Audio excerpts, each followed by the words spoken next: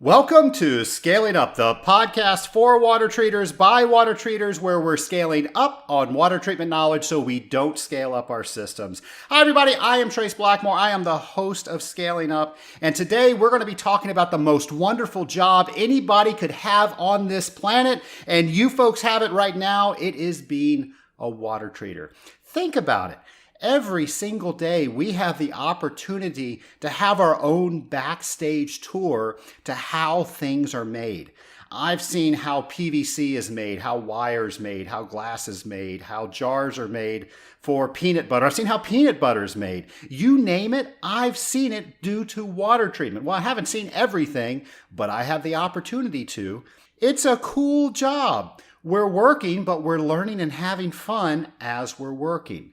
And folks, let me tell you, if you ever have a down day in this job, you need to make sure you have a copy of this recording, because this is meant to boost you up and make sure that you know that you are a superhero. Water treaters are superheroes. We don't realize what our power is.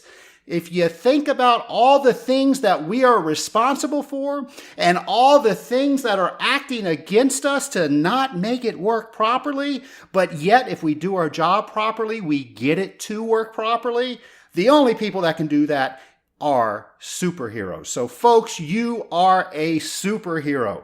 And of course, with great power comes great responsibility. So let's talk about why I say you are a superhero.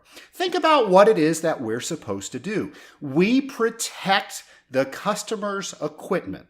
We're supposed to do 4 things as a water treater. We're supposed to protect it against corrosion. We're supposed to protect it against scaling. We're supposed to protect it against microbial fouling and protect it against just general dirt and debris. If we are doing our job properly, we are taking care of all of those issues and thereby making sure that that equipment is going to last as long as it possibly can. And an added bonus, it's going to be as efficient to operate that equipment as it can be, because our job is to manage that heat transfer through that equipment as efficiently as we possibly can. And if we've got nice clean surfaces, that's the end result of what we do. So let's discuss how us superheroes get our strength. And it deals with the 4 things we just talked about. Let's start off with corrosion. Think about what we're corroding. Let's talk about metal. If you've ever seen how metal is made, there's a bunch of stuff that goes into metal with a bunch of energy to get all that stuff that doesn't want to stay together to get it together. And then when it's all finished, it does not like being held together in that form. It takes a lot of energy for it to hold itself together. It wants to relax, i.e., it wants to corrode. I said we're superheroes. I'm getting to that.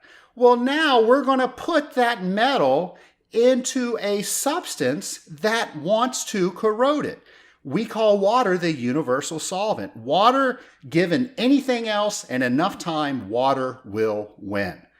So we are putting something that wants to corrode and something that wants to corrode things, and now we're expected to slow that corrosion rate down.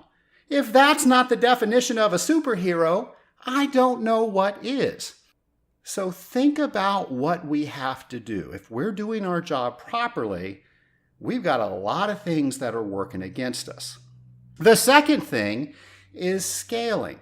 Now, those of you that have heard me teach at AWT, I call calcium carbonate the water treater's nemesis, because our job is a heat transfer efficiency manager, and that means that we've got hot surfaces. And our job is to also make sure that we're using that water to the best of our ability and we're not needlessly wasting it. Meaning we're concentrating that water up as much as we can before there's an actual problem, i.e. scale. But calcium carbonate, which is our primary scale forming material, it doesn't like heat. It comes out of solution the hotter it gets. Most things you can actually dissolve more stuff into the hotter it gets, but not calcium carbonate, because we don't want our job to be easy. We're going to throw a little extra twist in there. And as we're managing that heat transfer efficiency, the water treater's nemesis, calcium carbonate, is going to come out on our heat transfer surfaces. Folks, I called you superheroes for a reason. Everything in the universe is working against us.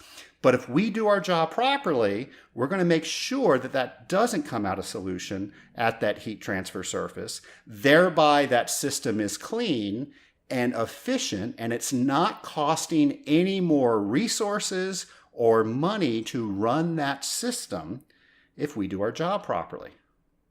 So the next thing is microbial fouling. Microbial fouling, things are growing in our system.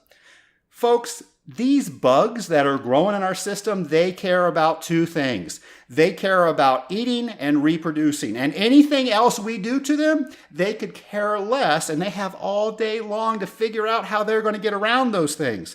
If that's not being a superhero, I don't know what is. But that's why we're using our microbiocides to make sure that we're keeping all that stuff that wants to grow in our system at bay. And then the last thing is general dirt and debris. Well, if we're talking about a cooling tower is sucking in air to exchange for that hot water or the heat that's in the water through that air so we can reject that heat out to the atmosphere. Well, what's coming in with the air? All the other stuff, the dust, the particles, the grass clippings, the leaves, you name it, it's going to get washed out of that air, and ta-da, it's now in our cooling tower system. We've got to deal with that too. Now, hopefully you have some sort of filtration on that tower. Otherwise, there's not much we can do to get leaves and grass particles out.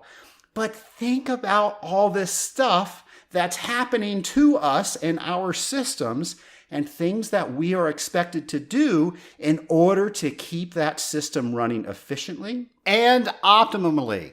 Think about all the stuff we just talked about. I called you a superhero. I hope by now you understand why you have special powers. Everything is working against us doing our job properly. But yes, good water treaters are doing that job despite all of that. And I can't think of how else they do it unless they are a superhero.